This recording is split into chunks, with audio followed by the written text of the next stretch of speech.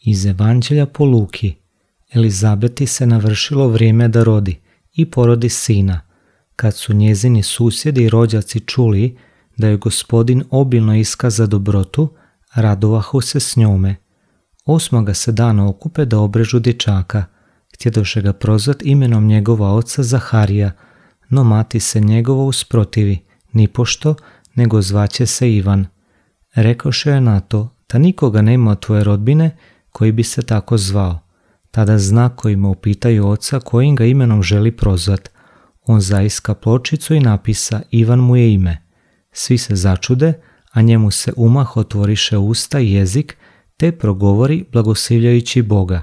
Strah obuze sve njihove susjede, a po svem su se gorju judejskom razglašavali svi ti događaji. I koji god su čuli, razmišljahu o tome pitajući se, što će li biti od ovog djeteta? Uistinu ruka Gospodnja bijaše s njime.